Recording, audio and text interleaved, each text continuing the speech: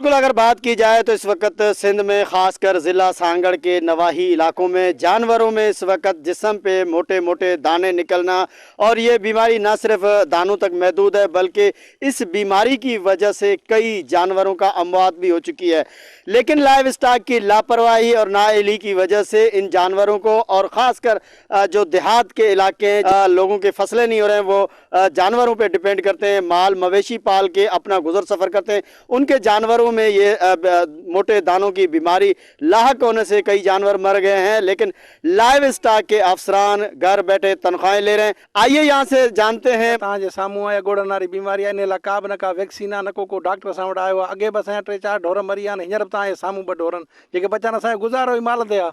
फसलनि जा तव्हां रेट ॾिठा, जेके असां ग़रीब माण्हू हारी माण्हू फसलनि जा रेट ॾिठा, कणिक जो रेट ई कोन्हे को, भाण जा रेट मथे आहिनि। पोइ असां हिकु थोरी घणी वठंदा आहियूं दवा, जेका मिसाल पैसनि जे लाइ, पैसनि सां, बाक़ी पोइ असांखे गवर्नमेंट जे तरफ़ां कुझु बि कोन मिलियो आहे। साईं 4-5 खे थी वई आहे, हिकिड़ो ॿ असांजो मरी वियो आहे, इहो तव्हांजे साम्हूं आहे। हाणे लिकायो त असां कोन्हे को कूड़ था ॻाल्हायूं। ओड़े पाड़े में साईं आहे तक़रीबन, असां किथे ॾिठो कोन्हे को, पर ओड़े पाड़े में ॾिसो आहे त भई इहा बीमारी वरी वापसि अची वई आहे, जेका 2 साल 4 अॻु में हुई। जेको माल जो जिस्म फाटी थो वञे, को ढोर मरी बि थो वञे, के बचनि, भई नंढा फर त बचनि ई कोन था। असांजे लाइ इहो ई आहे भई हुकूमत खां इहो आहे त भई ॾिसे अची को वैक्सीन करे या इन इलाइक़ो हल कढे। गवर्नमेंट ई कढंदी। हाणे असां ग़रीब माण्हू त कोन पुॼी सघंदासीं एॾे ख़र्चे खे, जेको ग़रीब माण्हू पंहिंजे गुज़रम पूरा आहियूं। ॾिसनि असां इहा बीमारी ॻोड़नि वारी थी वई आहे, हिनखे थोरो ॾिसनि। असांजो हारी माण्हू आहियूं, असांजो माल ते गुज़ारो आहे, फसल वसल न थियो आहे, रेट न आहिनि।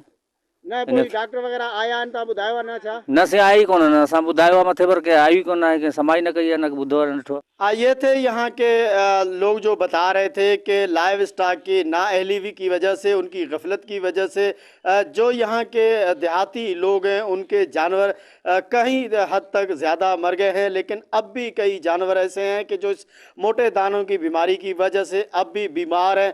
आप मेरे बैक साइड पे देख सकते हैं कि कई ऐसे जानवर हैं जो उनको भी इस वक्त ये बीमारी लाहक हो चुकी है। इन्होंने मुतालबा किया है डीसी सांगड़ से कि फिलफोर नोटिस लेके लाइव स्टॉक के अफसरान को पाबंद किया जाए, ताकि वो डॉक्टर देहातों में जाके लोगों के जानवरों की वैक्सीन करके इस बीमारी से बचाया जा सके।